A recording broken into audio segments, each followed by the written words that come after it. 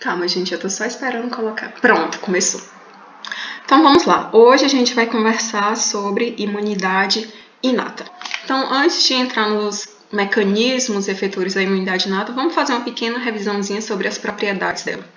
Então, a imunidade inata é a nossa resposta inicial contra micro-organismos. E não só contra micro-organismos.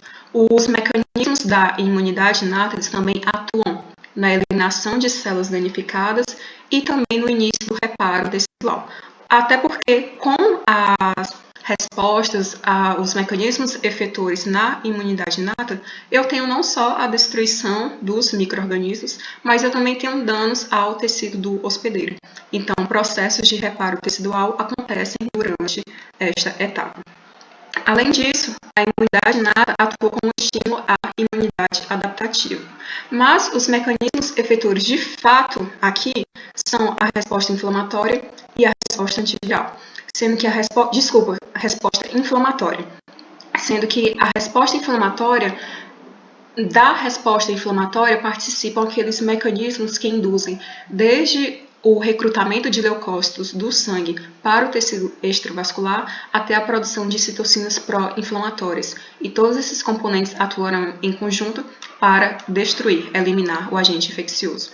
Já a resposta antiviral é primariamente dirigida a barrar a proliferação de vírus e também a barrar a proliferação de demais micro-organismos intracelulares, mediante a morte das células infectadas com esses micro-organismos. Além disso, as respostas imunes aqui na imunidade inata são imediatas, ou seja, elas já são componentes que estão naturalmente presentes no nosso organismo e eles agem prontamente contra agentes infecciosos. Só que nesse contexto, o reconhecimento de micro-organismos é limitado. E por quê? Porque os mecanismos da imunidade inata reconhecem fatores compartilhados por grupos de micro-organismos. Então, vou aproveitar que tem muita gente aqui fazendo parasito junto com o imuno e eu vou pegar um exemplo da parasitologia. A gente sabe que tem leishmania e tem trypanosoma cruzi, duas espécies de protozoários. Só que essas duas espécies de protozoários estão agrupadas numa família chamada de Trypanosomatidae. Então, de modo geral, esses protozoários eles são chamados de trypanosomatidas. Já que eles estão agrupados na mesma família, a gente consegue entender que algumas características eles compartilham. Alguns determinados fatores estão presentes tanto em um quanto em outro. Nesse sentido, os mecanismos da imunidade inata eles vão reconhecer esses fatores compartilhados por leishmania e por trypanosoma cruzi, de modo que esses mecanismos vão reconhecer esses protozoários apenas como trypanosomatídeos. Eles não conseguem distinguir quem é leishmania e montar uma resposta específica para leishmania de quem é T. cruzi e assim montar uma resposta específica para T. cruzi. Eles vão reconhecer esses dois micro-organismos como trypanosomatídeos e vão responder da mesma forma tanto para um quanto para outro. Além disso, na imunidade inata, a intensidade das respostas permanece inalterada em caso de reinfecções, ou seja, independentemente do tanto de vezes que for reinfectado por um determinado micro-organismo, esses mecanismos sempre vão agir da mesma forma, exatamente pelo fato de que não há memória imunológica, ou seja, uma vez que uma infecção ela é curada, eu não guardo as propriedades que foram utilizadas para eliminar aquela infecção. Então, como eu não guardo essas propriedades, acaba que toda reinfecção é interpretada como a primeira infecção. Então, é por isso que os mecanismos da imunidade inata sempre respondem da mesma forma. Agora, quando a gente fala do reconhecimento de micro-organismos, os mecanismos da imunidade inata vão atuar reconhecendo os PAMPs. Os PAMPs, ou padrões moleculares associados ao patógeno, frequentemente são estruturas moleculares essenciais para a sobrevivência do patógeno. Então, são estruturas que não tem como agente infeccioso se livrar delas, porque se ele se livrar delas, ele acaba morrendo. E esses PAMPs tendem a ser compartilhados por grupos de micro-organismos. Por exemplo, em bactérias gram-negativas, a membrana externa é constituída pelo LPS, ou lipopolissacarídeo, que é essa estrutura aqui. E essa estrutura ela é essencial às bactérias gram-negativas, tanto que elas só liberam o LPS quando elas morrem. Assim, os mecanismos da imunidade inata, eles vão reconhecer o LPS e atuar contra bactérias gram-negativas. Então, eles não distinguem quem espécie bacteriana de espécie bacteriana. Eles vão reconhecer o LPS e atuar essencialmente da mesma forma contra bactérias negativas. Então, este seria um exemplo de PAMP. Agora, quando a gente fala de danos ao self, que seria a questão de danos aos tecidos do hospedeiro ou a presença de células danificadas, o reconhecimento se faz através dos DUMPs, ou padrões moleculares associados ao dano. Os DUMPs são produzidos ou liberados por células danificadas ou mortas, e normalmente eles são produzidos como resultado de infecções ou de lesão celular estéril, ou seja, eles podem ser produzidos em resposta ao dano causado por um determinado agente infeccioso, ou eles podem resultar de uma lesão celular estéril, que seria um processo independente da presença de micro-organismos, por exemplo, exposição à radiação, exposição a toxinas, ingestão de toxinas. Então, são fatores que levam ao dano celular independente da presença de um micro-organismo. Em determinadas situações, os DUMPs podem ser produzidos e liberados por tipos celulares específicos no sentido de maximizar a ação efetuora de outros componentes celulares da resposta imune. Em um desses casos seria a produção das chamadas alarminas, que tem a função de alertar as células do sistema imune inato contra a presença de um dano ou contra a presença de uma determinada lesão estéril, e assim maximizar a ação desses componentes celulares.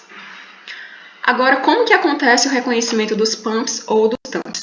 Se vocês tiverem folheado o livro, vocês devem ter percebido essa tabela enorme com receptores. A gente não vai falar de cada um deles, não é relevante nesse contexto aqui de hoje. Mas é importante saber que existem receptores celulares ou receptores solúveis. Os receptores celulares, como o próprio nome sugere, são aqueles intimamente associados a células.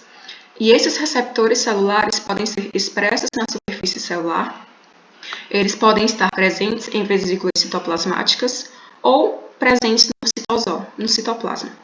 Esses receptores celulares, quando reconhecem um PAMP ou um DUMP, levam à ativação de vias de transdução de sinais, ou seja, vias de sinalização. E a ativação dessas vias de sinalização acaba gerando sinais que levam à ativação de células fagocíticas e podem estimular a produção de citocinas pró-inflamatórias. Já os receptores solúveis, eles são essencialmente proteínas ou frações proteicas presentes no soro, no plasma e em alguns outros líquidos corporais. A depender da proteína, podem estar também presentes nos alvéolos, desempenhando funções importantes para manter a membrana pulmonar, para manter o pulmão livre de agentes infecciosos. Então, aqui, só mais a título de informação, existem diversos tipos de receptores celulares e receptores solúveis para PAMPs e para DUMPs. Entrando agora no contexto dos componentes celulares da imunidade inata, começando pelas barreiras epiteliais, essas barreiras são essencialmente obstáculos físicos à entrada de micro-organismos. E elas podem ser a pele, onde a camada superficial de queratina atua como um bloqueio para a penetração de micro-organismos, mas também temos as superfícies mucosas do trato gastrointestinal, respiratório e geniturinário. Nessa situação, a camada de muco que recobre esses epitélios, ou gastrointestinal, ou respiratório, ou geniturinário, é que vai desempenhar essa função de bloqueio, onde a mucina é a principal proteína que compõe essa superfície mucosa. Então, é essencialmente a mucina que vai permitir essa função de bloqueio desta camada de muco acima do epitélio.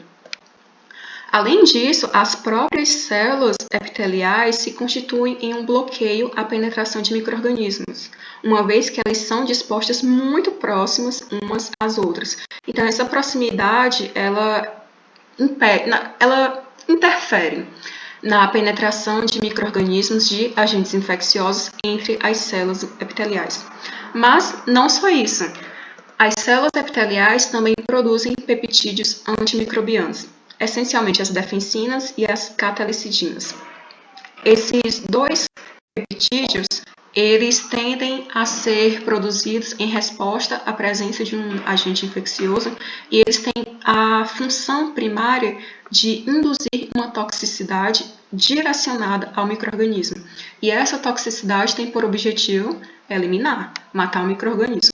Se isso não é possível, o micro-organismo acaba entrando para as camadas mais profundas do tecido e se encontra outros componentes celulares da imunidade, como os fagócitos, neutrófilos e macrófagos, e as células dendríticas, que, como a gente viu na aula passada, é uma célula apresentadora de antígenos, naturalmente presente em vários tecidos corporais. E ela tem essencialmente a função de capturar esses antígenos microbianos e apresentá-los aos linfócitos T imaturos.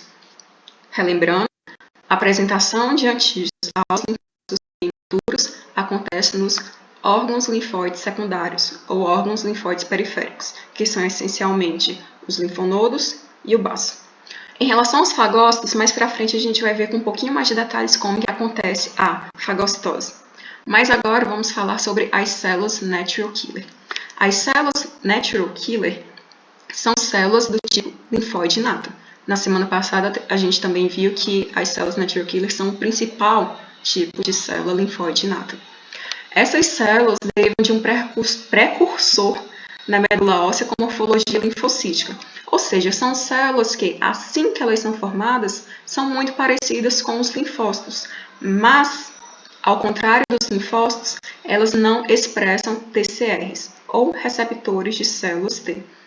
Então, essas células, apesar de apresentarem sim receptores para antígenos, apesar delas terem receptores para antígenos, esses receptores são diferentes daqueles expressos pelas células T, inclusive na sua variabilidade. Além disso, as células natural killer, quando saem da medula óssea para a corrente sanguínea, já estão maduras, ou seja, elas não precisam passar por nenhum processo adicional de maturação. Então, como elas têm essa função efetora de matar e elas já nascem naturalmente com essa função, então foi dada a denominação de natural killer. Nesse sentido, então, quais são as principais funções dessas células? A principal função efetora, de fato, é induzir a morte celular, mas as células natural killer também podem levar à ativação de macrófagos. Como que isso acontece? Vamos lá. Considerando a principal função delas, morte celular.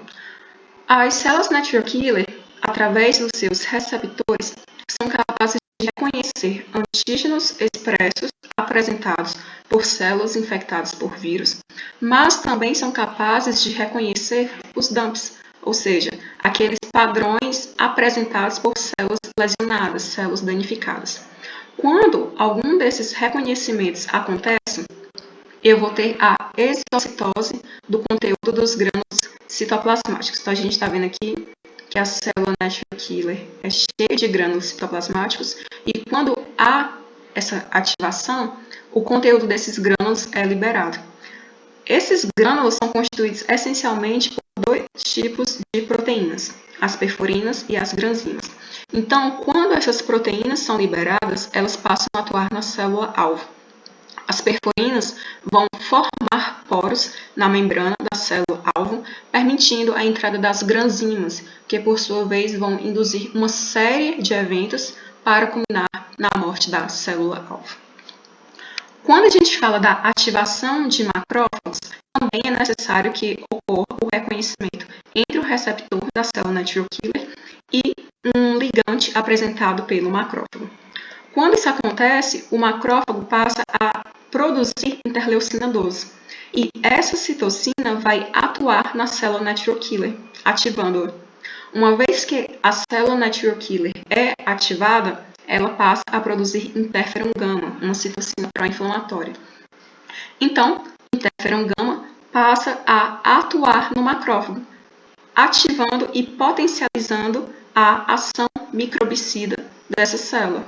Então, o macrófago, agora ativado, vai induzir a morte das partículas infecciosas fagocitadas. Então, esta é a essência do processo pelo qual as células natural killer podem ativar macrófagos a destruir partículas infecciosas fagocitadas. Mas então, como que uma célula natural killer seria capaz de distinguir entre uma célula infectada, uma célula alvo, de uma célula saudável? Essencialmente através dos receptores de células natural killer. Esses receptores podem ser de dois tipos: receptores ativadores ou receptores inibidores. Quando há presença de receptores ativadores, então haverá o reconhecimento de ligandes nas células infectadas ou danificadas. Então, quando há esse reconhecimento do receptor ativador em um ligante específico em um desses tipos celulares, eu tenho a ativação das células natural killer e a indução à morte dessas células. Agora, no caso dos receptores inibidores, eu vou ter o reconhecimento de ligandes em células saudáveis. Então, quando um receptor inibidor reconhece ligandes em células saudáveis, eu vou ter um estímulo ao desligamento das células natural killer. Então, as células natural killer são desligadas, elas se afastam, reconhecem aquela célula como saudável e não executam nenhuma função nela. Então, seria essencialmente através desses dois tipos de receptores que as células natural killer conseguem distinguir quem é uma célula danificada ou infectada de uma célula saudável. Tudo tranquilo até agora? Então, vamos lá. Entrando agora nos componentes solúveis da imunidade inata, então a gente está falando daqueles componentes solúveis dissolvidos no soro, no plasma, eventualmente nos alvéolos. Esses componentes podem atuar na imunidade inata como opsoninas ou como mediadores da resposta inflamatória. Como opsoninas, esses componentes solúveis irão aumentar a capacidade de fagocitose das células fagocíticas, principalmente dos macrófagos. Mas, afinal de contas, o que é uma opsonina? Quando a gente tem uma partícula infecciosa e a gente tem a presença de determinados componentes solúveis da imunidade inata nesse mesmo local, esses componentes solúveis podem recobrir e, assim, opsonizar a partícula infecciosa. Então, quando a gente fala que uma determinada molécula atua como opsonina, quer dizer que ela tem a capacidade de aderir à membrana da partícula infecciosa e recobrir essa partícula infecciosa como um todo. E por que isso é importante? Porque células fagocíticas apresentam receptores para opsoninas. Então, quando um receptor de uma célula fagocítica reconhece uma opsonina ligada a uma partícula infecciosa, eu vou ter o estímulo à fagocitose dessa partícula infecciosa. E, através da fagocitose, a partícula infecciosa, então, ingerida, internalizada, sendo, então, destruída no interior da célula fagocítica. Agora, quando a gente está falando de mediadores da resposta inflamatória, são proteínas ou frações proteicas que podem atuar estimulando a emissão de sinais que irão recrutar fagócitos, mas também podem atuar na destruição direta do micro-organismo. No livro, ele fala de vários componentes solúveis da imunidade inata, mas hoje, aqui, agora, a gente vai focar no sistema complemento, no famoso sistema complemento, no qual nós encontramos desde opsoninas até frações proteicas que estimulam o recrutamento de fagócitos, estimulam uma resposta inflamatória direta e também podem atuar eliminando na lise direta do micro-organismo. Mas vamos lá com muita calma nessa hora. Então, o sistema complemento. Quem é o sistema complemento? O sistema complemento é essencialmente um conjunto de proteínas plasmáticas que podem efetuar funções como opsonização de micro-organismos, lise direta de micro-organismos e recrutamento de fagócitos. O sistema complemento ele existe em 3 vias: a via clássica, a via das lectinas e a via alternativa.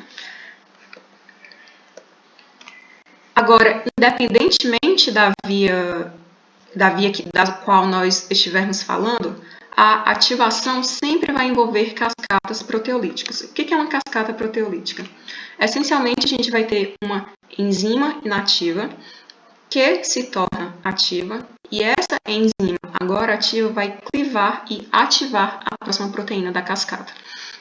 Então, quando a gente fala que o sistema complemento é uma cascata proteolítica, é exatamente no sentido de que eu tenho uma enzima inativa, ela ativa a próxima proteína da cascata, essa proteína agora ativa vai clivar outra proteína da cascata até a gente chegar ao ponto final da via do complemento, que é a formação de um complexo que irá induzir a morte do micro-organismo. Então, agora a gente vai ver com calma como que é a ativação de cada uma dessas vias. Então, lembrando, 3 vias: clássica, via das lectinas, via alternativa. Independentemente da via envolvida, o primeiro passo sempre será o reconhecimento de moléculas nas superfícies microbianas. O que vai diferir é como esse reconhecimento acontece. Então, via clássica das lectinas, via alternativa, certo? Começando pela via clássica. Na via clássica, a gente tem a presença da fração C1q. E o que essa fração C1q tem que fazer? Ela vai detectar anticorpos ligados na superfície dos micro-organismos. Então, aqui na fotinha, a gente vê que a via clássica é disparada pelo reconhecimento de anticorpos ligados à superfície microbiana. Então, é isso que vai ativar a via clássica do complemento. Quando a fração C1q detecta esses anticorpos ligados à superfície de micro-organismos, haverá a ativação das frações C1r e C1s. E a partir da ativação e da formação dessas frações, nós então temos o início da cascata proteolítica do complemento. Quando a gente fala da via das lectinas, qual é o estímulo para a ativação dessa via? É a ligação do MBL à manose presente na superfície de micro-organismos invasores. Então, MBL, lectino ligante de manose, liga-se à manose, que é um carboidrato presente na superfície microbiana. Quando essa ligação acontece, eu tenho o início da cascata proteolítica do complemento. Então, repetindo, via das lectinas é ativada a partir do reconhecimento pela MBL, lectina ligante de manose, de resíduos de manose ligados à superfície microbiana. Quando a gente fala da via alternativa do complemento, a gente está falando da presença da fração C3b, que se liga diretamente a micro-organismos invasores. Aqui até coloca C3b, mas se vocês pesquisarem, a maior parte dos livros da literatura fala do C3 como um todo. Então, mas o que eu quero que vocês entendam é que a via alternativa ela é ativada pelo reconhecimento direto de certas estruturas na superfície microbiana. E isso é interessante porque esse reconhecimento é mediado pela presença ou ausência das proteínas regulatórias. Então, é através dessas proteínas regulatórias que a via alternativa do complemento não reconhece células próprias, não reconhece material próprio, digamos assim. Porém, uma vez que esse reconhecimento ocorra, nós temos o início da cascata proteolítica. Então, ficou claro? Cada uma das vias do sistema complemento é ativada por uma forma diferente. Mas, independentemente da forma como a via é ativada, a sequência de eventos é essencialmente a mesma. É o início de uma cascata proteolítica que irá levar à formação de um produto que induz a lise microbiana. Mas calma que a gente também vai ver isso agora. Então, vamos lá. Oi. Licença, e essas 3 vias vão ser ativadas ao mesmo tempo ou o corpo tem uma preferência por uma via? Vai depender do micro-organismo em questão. É exatamente a depender do micro-organismo em questão, como ele é reconhecido, que aí a gente vai saber qual via é ativada. Entendi, obrigado. De nada. Então, vamos lá. 3 vias: via clássica, via das lectinas, via alternativa. A gente viu que cada uma é ativada por uma forma diferente. Quando cada uma dessas 3 vias é ativada, o passo seguinte na cascata do complemento é a formação da C3 convertase. Vocês estão vendo aqui? C3 convertase. Os componentes da C3 convertase vão diferir se a gente está falando da via clássica e das lectinas e da via alternativa. Por quê? Porque na via alternativa, a C3 convertase é formada pelas frações C3b, Bzão, Bzinho. Já na via clássica e na via das lectinas, a C3 convertase é formada pelas frações C4b e C2a. Mas eu vou fazer um combinado aqui com vocês. A gente não vai fazer essa distinção entre os componentes das convertases. Como elas têm o mesmo nome, o que vai mudar é o que está dentro delas, a gente vai olhar só do lado de fora e a gente vai tratar só como convertase, certo? Então, não vou entrar mais em distinção de componente de um componente de outro. É convertase, ponto final. Então, voltando lá do começo, via clássica, via das lectinas, via alternativa. Independentemente da via que for ativada, o passo seguinte é a formação da C3 convertase. E qual é o papel da C3 convertase?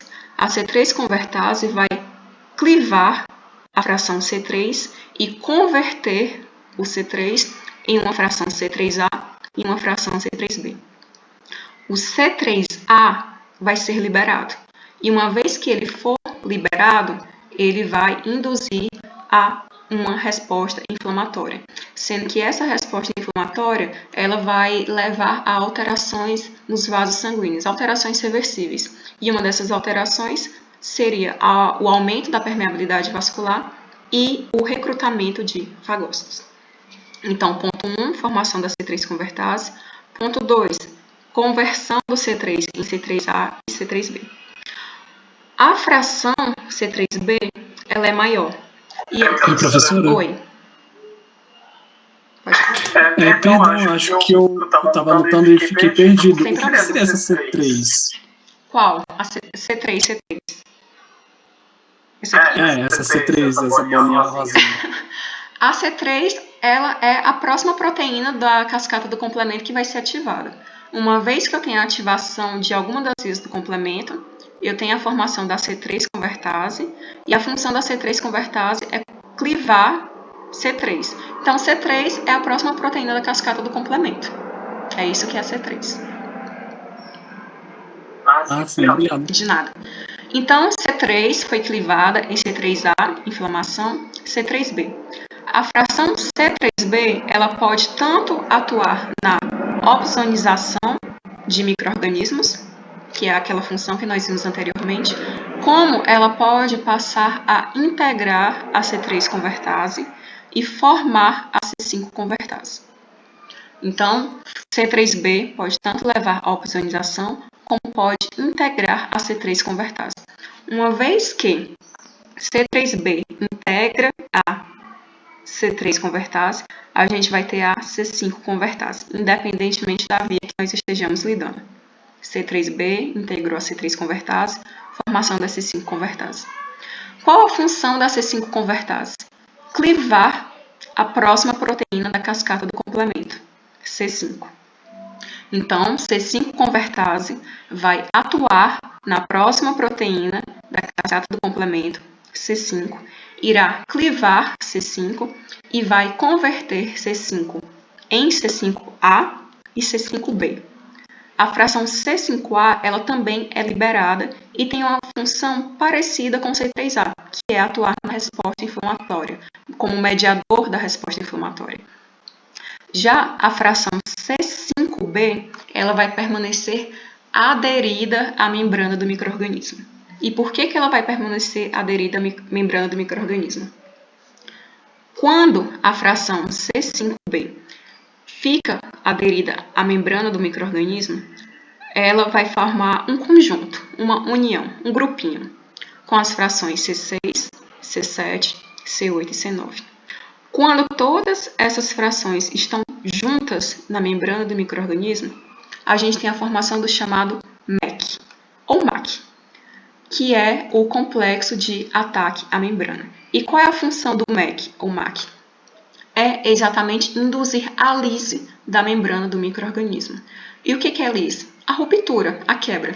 Então, o MAC está aqui, complexo de ataque à membrana, ele permanece aderido à membrana do micro-organismo e, uma vez aderido à membrana do micro-organismo, ele vai induzir a formação de poros e outros efeitos lesivos ao micro-organismo, culminando na morte dele. Então, a gente conseguiu entender aqui que, ao longo da cascata do complemento, a gente pode ter todas aquelas funções que eu comentei anteriormente com vocês. A indução à resposta inflamatória, opsonização e a lise do micro-organismo ou dos micro-organismos. Vocês ficaram com alguma dúvida? Querem que eu volte em algum ponto? Algo não ficou claro? Algo ficou confuso?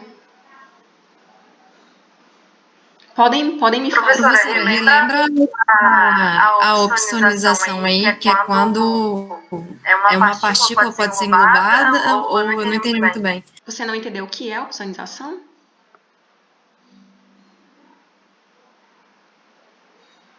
Isso. Beleza, então. Então, eu vou até voltar lá nos slides, porque não custa.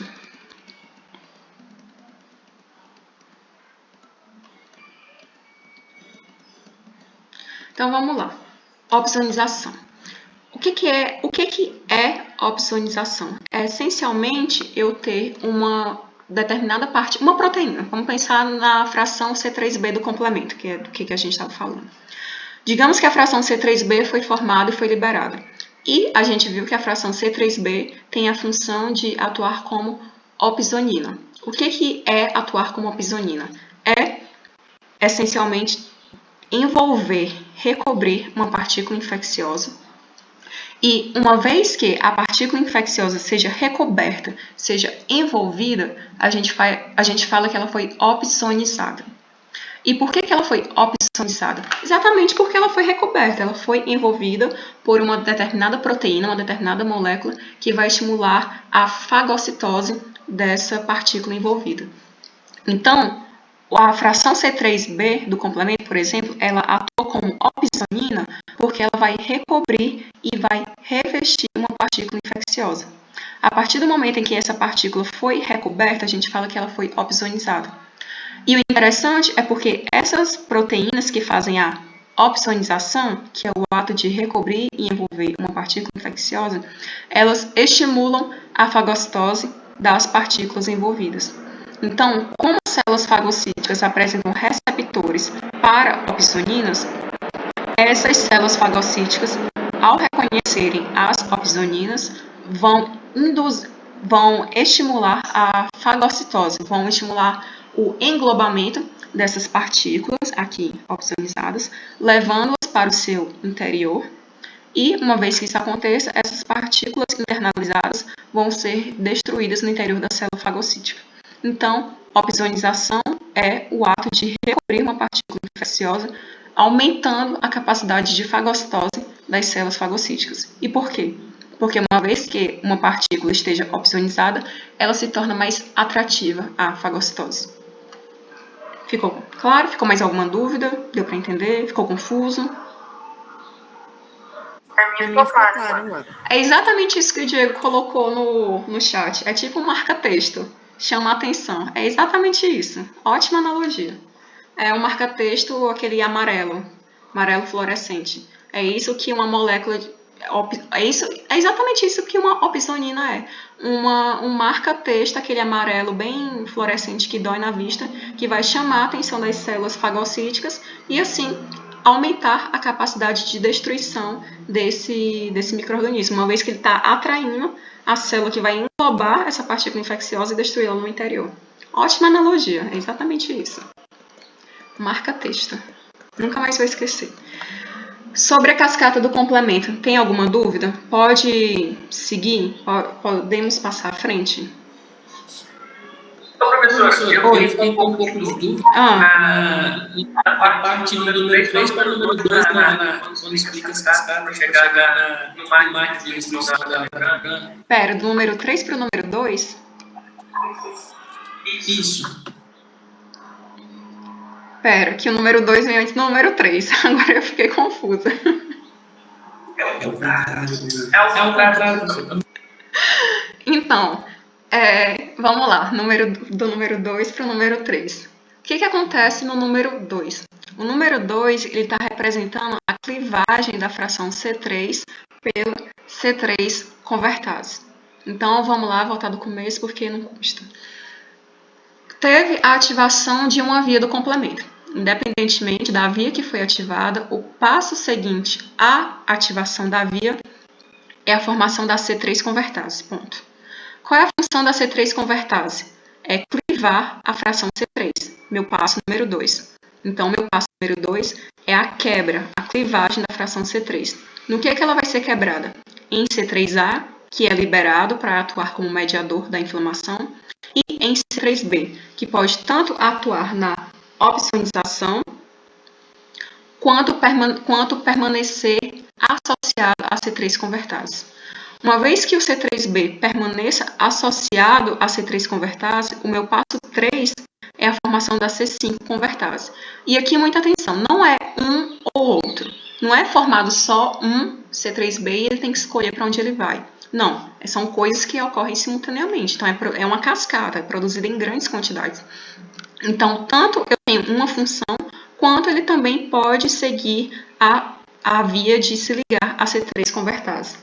Quando isso acontece, eu tenho a formação da C5 convertase, que é a C3 convertase mais C3B. Ponto. Então, passo 3. Qual é a função da C5 convertase? Já estou entrando no passo 4. A função da C5 convertase é clivar, quebrar a fração C5. E, quando isso acontece, C5A é liberado, vai atuar como mediador da inflamação, mas C5B permanece aderido à membrana do micro-organismo. Lá na membrana do micro-organismo, C5B vai formar um grupinho com C6, C7, C8 e C9. E o nome que a gente dá para esse grupo é MAC, ou MEC, que é exatamente o complexo de ataque à membrana. E por que ele tem esse nome? Porque ele vai permanecer aderido, associado à membrana do micro-organismo, e na membrana do micro-organismo ele vai induzir a lise dessa membrana, ou seja, a ruptura dessa membrana, além de outros efeitos que vão culminar na morte do micro-organismo. Deu para entender? Ficou mais alguma dúvida? Quer que eu volte a algum pedaço? Não entendi, professora, porque eu não tinha entendido que elas se juntavam com essas outras duas que estavam na C5. Eu não entendi onde elas surgiam, mas vocês agora eu entendi que elas estão ali e se juntam para formar a C5. Convertase. Obrigado. Beleza. A Maísa perguntou: a via da lectina é iniciada pela ligação da lectina ligadora de manose na própria manose, que se encontra na superfície de fungos e bactérias. Exatamente. Aí o restante é igual à via clássica. Exatamente, é isso mesmo, Maísa. É isso mesmo. Podemos dar continuidade? Complemento pareceu mais fácil. A única diferença vai ser tipo o iniciozinho, né, da manose e tal. Exatamente. Aí é mais fácil para decorar.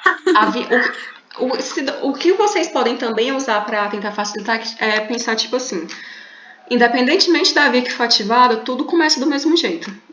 A via tem que reconhecer o micro-organismo. O que vai diferir é como reconhece. Então, a via clássica depende de anticorpo, via das lectinas depende da manose, e via alternativa não depende de ninguém, é autossuficiente, é o C3 mesmo que vai atrás de reconhecer. A partir do momento em que eu tenho a ativação de uma dessas vias, a gente vai ter o próximo passo, é a C3 convertase, que vai clivar C3. Beleza. Próximo passo, formação da C5 convertase. C5 convertase é igual a C3B mais C3 convertase. O que a C5 convertase faz? Quebra C5. Quebrou C5, o que vai acontecer? C5A vai embora, que vai cuidar da inflamação. C5B fica grudado na membrana do micro-organismo, junta com C6, 7, 8 e 9, juntou, formou o MEC. O que é o MEC? C, complexo, A, ataque, M, membrana. É só lembrar lá da MEC, do Rubiu, marca de cosméticos. MEC.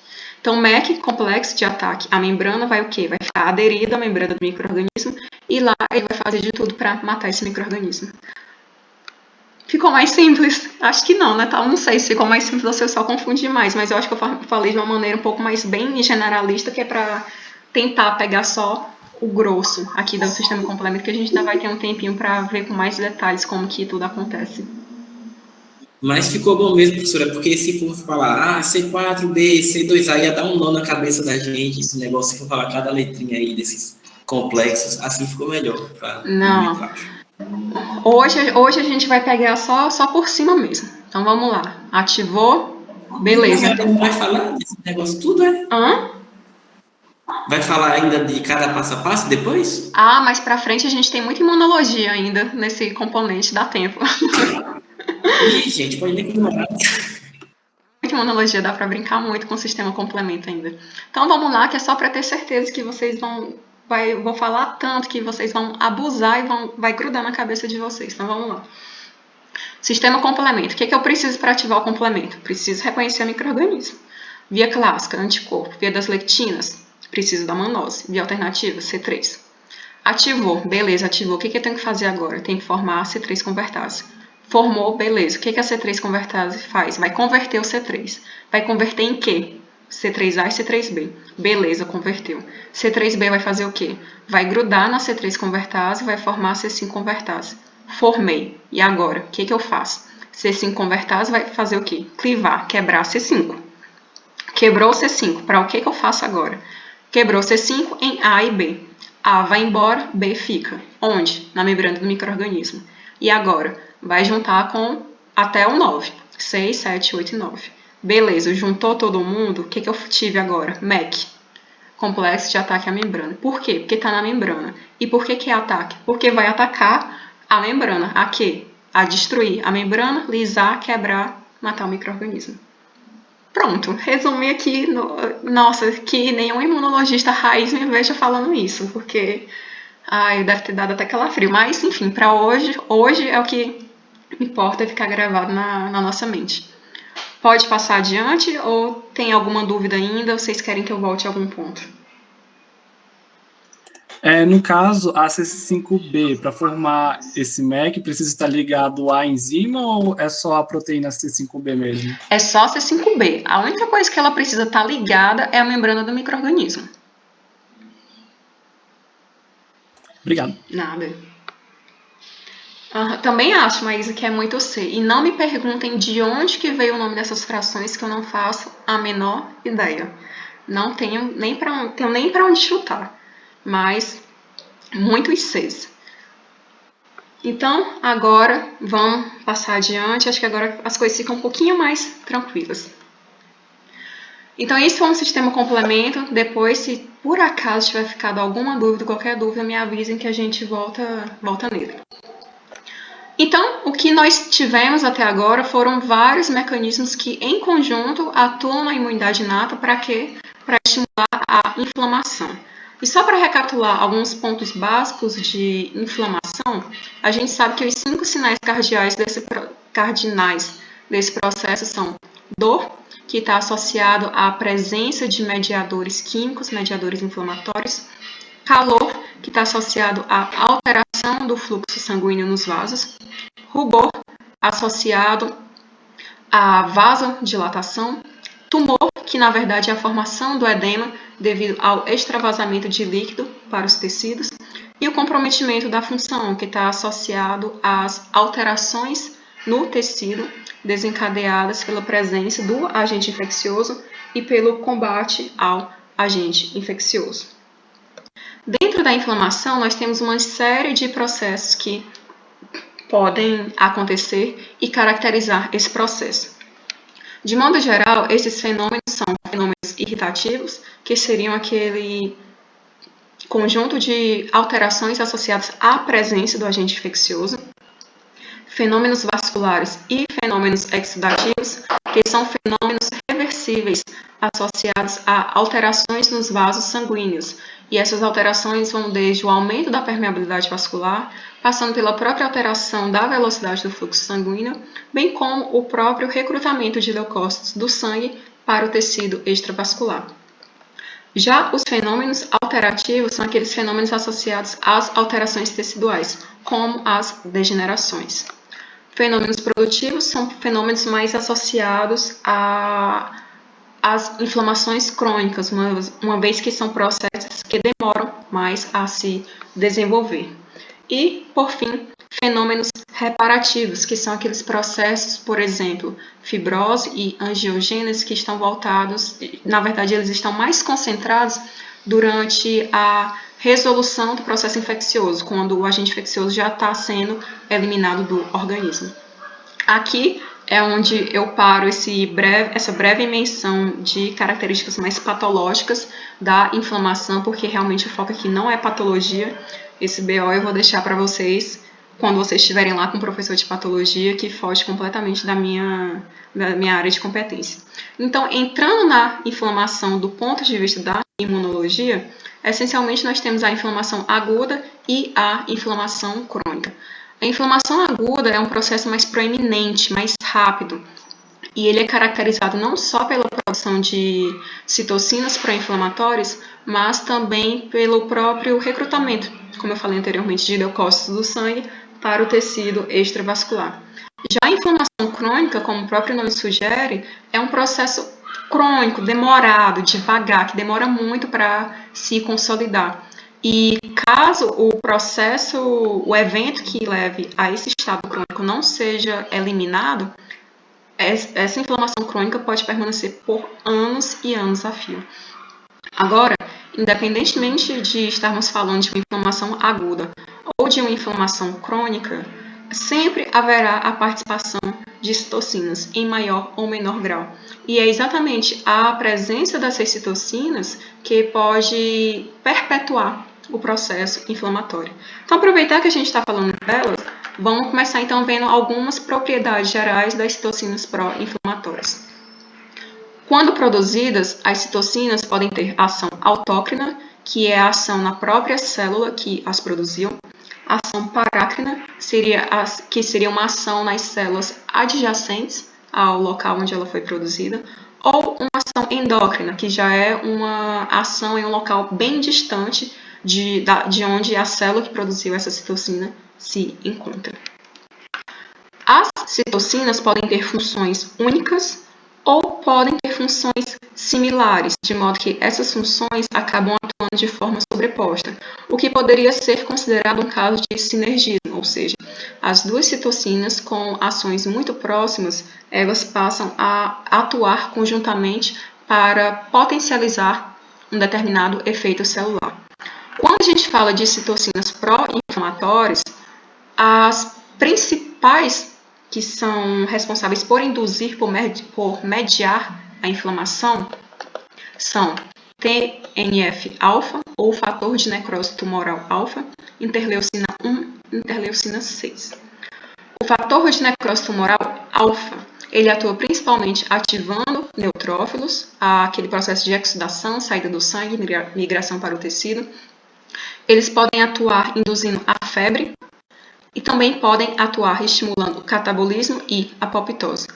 Esse estímulo ao catabolismo, na verdade, não é que eles vão potencializar a quebra de moléculas. Na verdade, quando o TNF-alfa é produzido em excesso, ele tem a capacidade de bloquear a quebra de moléculas mais complexas, gorduras, por exemplo. Então, a partir do momento em que não há essa quebra, o músculo não tem de onde tirar energia. E como ele fica fraco, né, entre aspas, isso acaba levando à caquexia, que seria um estado de fraqueza generalizada. Já a interleucina 1, ela é produzida principalmente por fagócitos mononucleares ativados.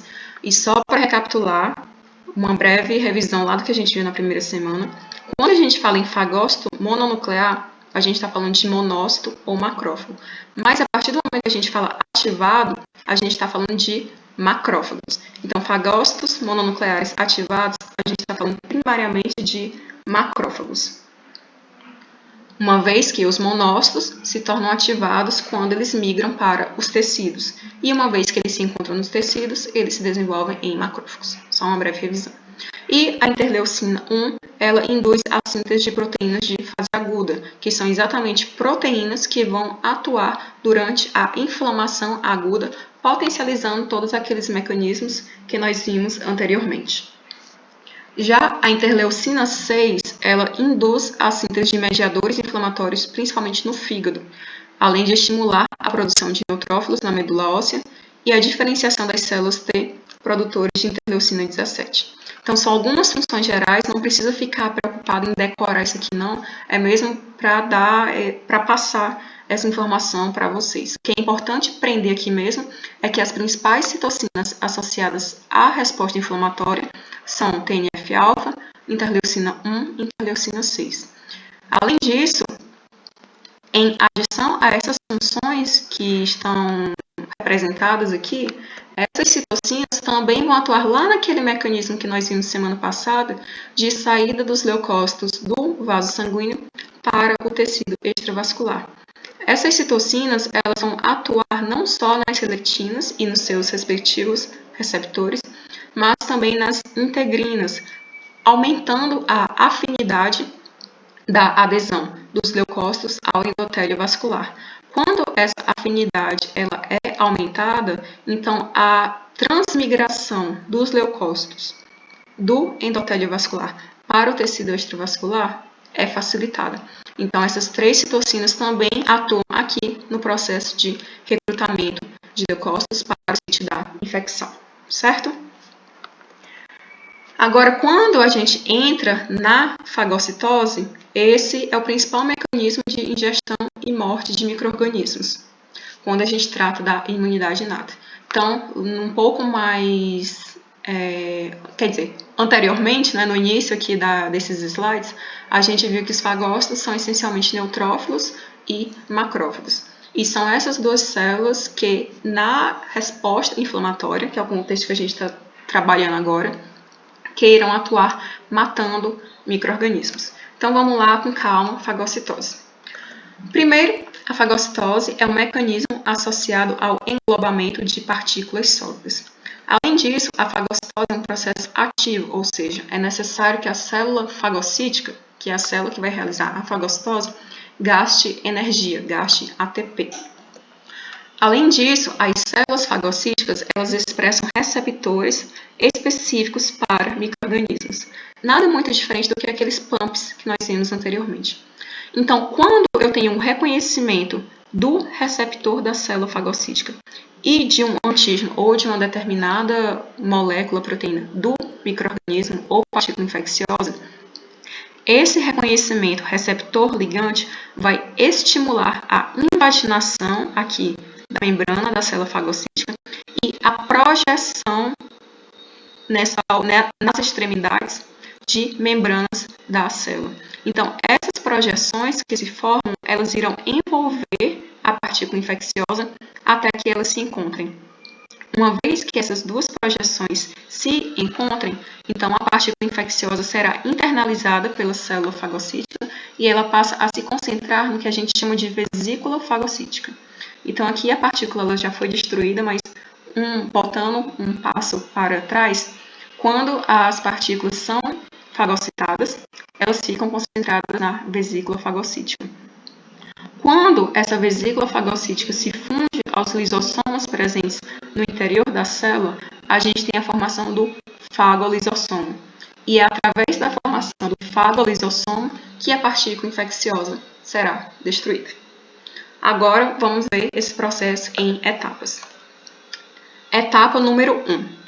Então, como eu falei anteriormente, a etapa número 1 é o reconhecimento de proteínas microbianas pelos receptores na superfície dos fagócitos.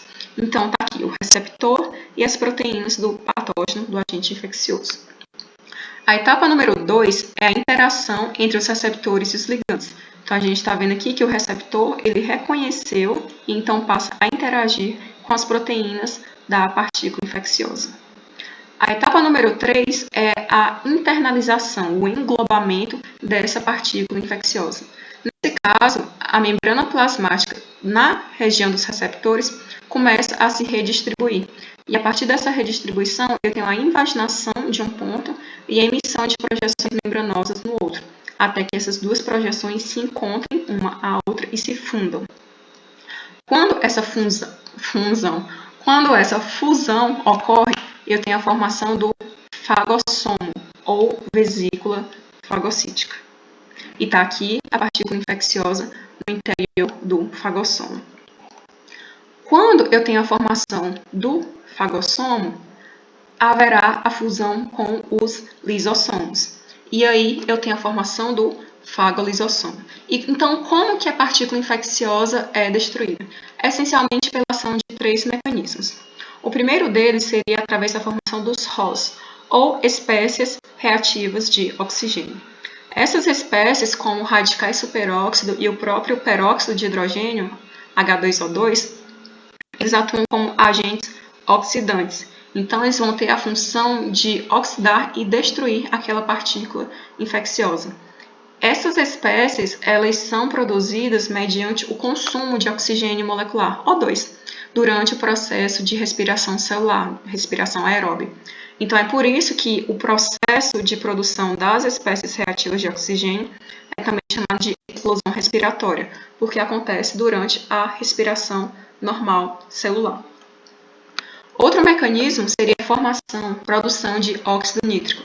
O óxido nítrico é uma espécie reativa de nitrogênio.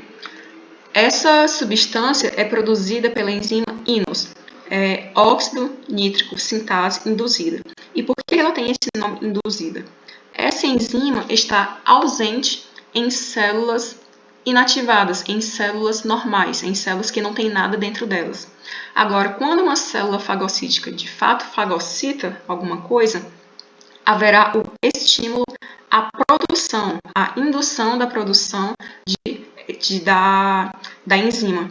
E essa enzima passa, então, a atuar para produzir espécies reativas de nitrogênio, entre elas o óxido nítrico. Junto à espécie reativa de oxigênio e ao óxido nítrico, também participam enzimas proteolíticas. Essas enzimas proteolíticas, como a elastase, elas têm a função de digerir determinados componentes do micro-organismo, da partícula infecciosa, e assim contribuir para a destruição dele. O que elas vão destruir? Vai depender muito da enzima que a gente está lidando. Mas o ponto é que quando a gente junta ROS com óxido nítrico, com enzimas proteolíticas, nós então temos os mecanismos para destruir o agente infeccioso internalizado. Certo? Tranquilo? Alguém quer fazer alguma pergunta? Alguma dúvida? Não? Então tá, vamos lá. Sobre essa vesícula fagocítica, como todos esses outros 3 mecanismos são liberados dentro dela, então uma função básica dela seria proteger o macrófago, por exemplo, de uma autodestruição? Exatamente. Isso mesmo. A função dela, né? Isso mesmo. Beleza, obrigado. De nada. Então, é exatamente isso que o Rafael falou. Ele já deu um breve spoiler da outra função da vesícula fagocítica. Uma vez que todos esses processos ficam concentrados no interior dela, eu tenho o isolamento desses processos do ambiente celular, do citoplasma celular. Então, uma vez que eu tenho tudo preso dentro dela, eu evito a destruição do macrófago. E não só isso, eu também evito que esse interior eventualmente saia da célula e possa danificar o tecido do hospedeiro, onde todos esses eventos estão acontecendo. Então, aqui, só para a gente conseguir ver todos os quadros juntos, a gente tem aqui a presença do receptor e da proteína do patógeno, aqui a interação entre receptor e ligante, o processo de internalização, a formação da vesícula fagocítica ou fagossomo e a destruição da partícula infecciosa. Agora, hoje, nesse primeiro momento, vamos esquecer que esse MHC está aqui, porque isso é assunto para a próxima semana. Mas, só dando um breve adiantamento, agora que a partícula infecciosa, o agente infeccioso foi destruído, o macrófago ele pode pegar uma parte desse agente aqui que sobrou após a destruição, expressar na sua superfície e assim atuar como célula apresentadora de antígenos. Mas calma que isso a gente vai ver com mais calma semana que vem. Então aqui foi a essência da fagocitose, que é exatamente esse processo de internalização e destruição no interior do fagolisossomo. Agora, quando a gente fala de resposta antiviral, esse processo ele é primariamente dirigido à eliminação de células infectadas por vírus, mas também, eventualmente, por outros agentes intracelulares, e é um processo mediado essencialmente pelo interferon 1. Interferon 1, na verdade, é o nome de uma grande família de citocinas pró-inflamatórias, cuja função principal é barrar a proliferação viral, a disseminação da infecção viral. E eles podem fazer isso tanto a partir do sequestro de linfócitos nos linfonodos, ou seja, lembre que os linfócitos eles ficam circulando lá nos órgãos linfóides periféricos quando não tem o reconhecimento de antígenos. Então, a partir da produção de interferon 1, esses linfócitos, na verdade, vão ficar presos lá nos órgãos linfóides periféricos para maximizar a possibilidade desses linfócitos reconhecerem antígenos e, a partir daí, eu ter a ativação da imunidade adaptativa.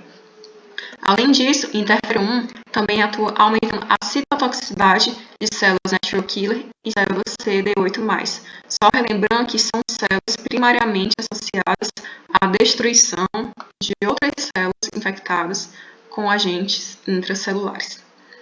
Mas interferon gama também tem outras ações em outras células, mas essas aqui seriam realmente as principais. Mas, de modo geral, todas as funções desempenhadas por essa citocina, por essa família de citocinas, estão voltadas à inibição da replicação viral. E, além disso, nós também temos, a partir desse mecanismo, a ativação da apoptose. Olha a morte celular chegando. Onde esse processo pode ser ativado tanto por vias intrínsecas em células infectadas, quanto por vias extrínsecas, através de uma sensibilidade aumentada a indutores de apoptose. Então, aproveitar que a gente começou a falar de morte celular, peguem seus mapas mentais. A morte celular pode ocorrer essencialmente de duas formas, por apoptose ou por necrose. Como eu pedi para vocês, era só para pegar as diferenças essenciais entre esses dois processos, que é para a gente realmente entender o que difere entre apoptose e entre necrose. Aqueles mecanismos fisiopatológicos eu não sei nem falar o nome, não era preciso, realmente não era preciso, isso é coisa para quando vocês estiverem na patologia. Vamos fazer de conta que esse aqui é o meu mapa mental e eu vou mostrar para vocês os processos que eu anotei como sendo característicos de um, de outro, e vocês vão me falando se coincide com o que vocês colocaram, se não coincide, ou se eu não falei alguma coisa, ou se vocês não falaram alguma coisa. Pode falar, pode escrever no chat, que eu estou de olho aqui no chat também. Então vamos lá, apoptose e necrose. Bom, a apoptose é um processo natural de morte celular. Então, se ele é natural, ele é um processo programado e controlado. Ele sempre é premeditado, a palavra é essa, é um processo premeditado para acontecer. Já a necrose é um processo patológico, passivo, não programado. Ou seja, é um processo que necessariamente está associado a algum evento anormal no organismo. É um processo que não gasta energia e ele não é programado, ele ocorre aleatoriamente. Agentes indutor, função. Quanto à função, a apoptose ela age para eliminar células velhas, por exemplo, eritrócitos muito velhos, além de células danificadas ou células infectadas com micro-organismos. A gente viu que tem o processo de ativação intrínseca, ou seja, é algo que parte de dentro da célula, mas também pode ser ativado por vias extrínsecas, ou seja, do reconhecimento de receptores que vão induzir a apoptose, mas de uma forma ou de outra é um evento programado, controlado. Já na necrose, por se tratar de um processo não programado, então ele é induzido por eventos de magnitude muito superior à apoptose. Então, é um processo que pode acontecer quando o organismo é exposto a toxinas, radiações ou temperaturas extremas. Então, são processos anormais que afetam um determinado organismo. Na apoptose, quando o processo é desencadeado, eu vou ter o condensamento do conteúdo celular e a constrição da membrana celular, ou seja, eu vou ter um enrugamento da membrana celular. Já na necrose, as células afetadas vão perder a capacidade de manter, como aqui na imagem, a integridade e o funcionamento normal. E por quê? Porque essa agressão sofrida pela célula vai interromper as funções vitais e enzimas presentes em organelas no citoplasma da célula vão ser liberadas no citoplasma. E a liberação dessas enzimas no citoplasma celular é o que vai desencadear a morte da célula, de dentro para fora. E aí, vocês estão acompanhando? Está parecido com o que vocês colocaram? Os processos estão coincidindo? Sim? Beleza, então. Então, vamos continuar. Já na apoptose, eu não tenho a desintegração celular, mas sim a fragmentação da célula apoptótica em corpos apoptóticos. Então, esses corpos apoptóticos, eles não são, digamos, conteúdos intracelulares liberados no ambiente. Eles são pequenas partículas envoltas por membrana, porque como a gente viu, não tem a desintegração da membrana, ela fica enrugada. Então, esses corpos apoptóticos que são formados, eles ainda são envolvidos pela membrana.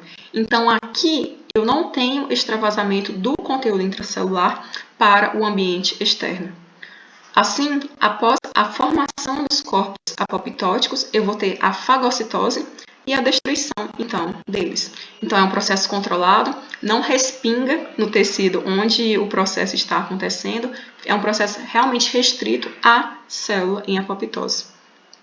Agora, voltando para a necrose, retomando do ponto onde as enzimas lisossômicas são liberadas no citoplasma, essas enzimas dos lisossomos liberadas no citoplasma, elas vão então induzir a morte da célula de dentro para fora, que seria o que a gente chama de autólise. A autólise é a lise própria. As próprias enzimas celulares vão induzir a ruptura da célula. Nesse caso, eu vou ter a desintegração celular e o extravasamento do conteúdo celular, gerando inflamação e dano tecidual.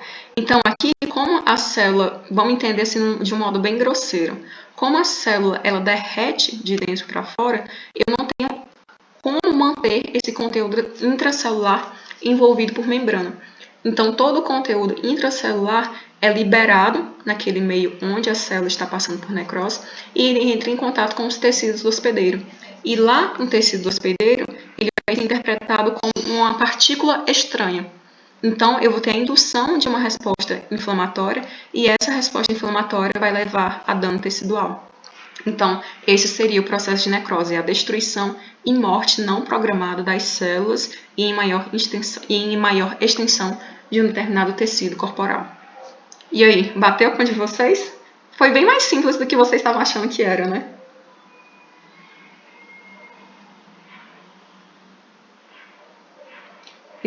Então ótimo. Era só isso que eu queria que vocês entendessem sobre morte celular, apoptose e necrose, que a morte celular ocorre essencialmente por apoptose e necrose, e quais são as principais diferenças entre elas. Então, as principais diferenças são exatamente essas, que um é um processo controlado, programado, ele vai acontecer de maneira regrada, e o outro é um processo naturalmente patológico, é algo que não deveria ocorrer em situações normais. E é um processo induzido por fatores normalmente externos, a não ser que eu tenha realmente alguma doença no organismo, normalmente são eventos externos que vão induzir a ocorrência da necrose. Então, era só isso que eu queria que vocês entenderem sobre o processo. Acho que vai ficar até mais fácil de lembrar agora quem é apoptose e quem é necrose. E, só para finalizar, consequências sistêmicas e patológicas da inflamação. Por quê? Porque respostas inflamatórias também causam danos ao próprio organismo. E por quê? Não tem uma... Oi.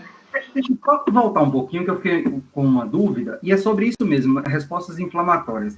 Lá naquela cascata que a gente viu, na parte de C3A e C5A que formam a inflamação. A minha dúvida é, o processo de inflamação é estimulado pela C3A e C5A juntas, ou a C5A potencializa a inflamação que foi iniciada pela C3A? Elas atuam separadas, mas acaba que quando a fração C5A é liberada, ela vai potencializar a ação da C3A. É isso. C3A começa o processo inflamatório independentemente da C5A. Mas quando a C5A é formada, ela então é liberada e, digamos assim, vai ajudar C3A a aumentar a inflamação naquele determinado local contra aquele determinado agente infeccioso.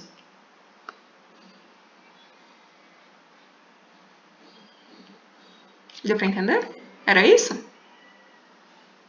É exatamente isso. Valeu, professor. E depois eu coloquei uma pergunta no grupo, se a senhora, no grupo e no chat, se a senhora depois, até no final da aula, puder dar um spoiler mais ou menos, como é que a senhora cobra essas coisas na prova, só para a gente ficar um pouco mais preparado.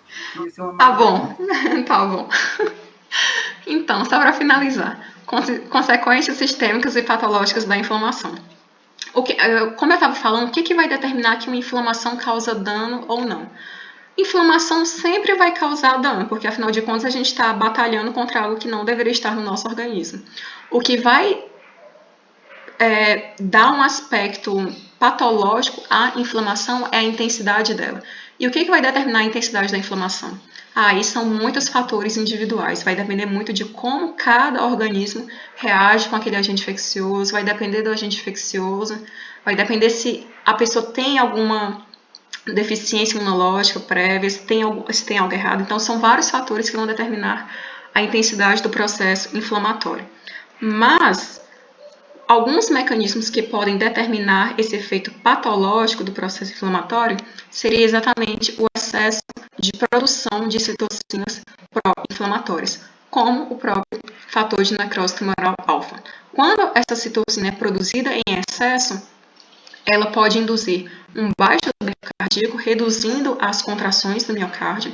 Ela pode induzir a formação de trombos vasculares, e esses trombos eles podem levar a fenômenos tromboembólicos, né, de dificuldade, não é dificuldade a palavra, de comprometimento da circulação sanguínea normal, e também podem induzir aquele estado de caquexia que eu comentei com vocês, que é quando há o bloqueio da quebra de nutrientes, de macromoléculas, e uma vez que o músculo não consegue mais obter energia, eu tenho um estado de fraqueza muscular generalizada.